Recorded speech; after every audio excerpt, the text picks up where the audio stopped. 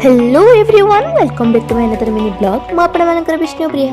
आज जेहेतु संडे थिला रूम को टिके टाइम देइथिली सजासजी करि सारी झाड़ू मारी देइथिली तापर ब्रेकफास्ट दे देइथिली। आज थिला इडली मटर तरकारी और चटनी निजो टिके केयर कर सारी फ्रेश हे सारी लंच दे देइथिले। आज लंच रे थिला भात डाली चिकन और रायता खाई सारी रेडी हे पड़िथिलो आउटिंग पई जहा कि हम हॉस्टल पिलांकर खुशी न कहले सरे।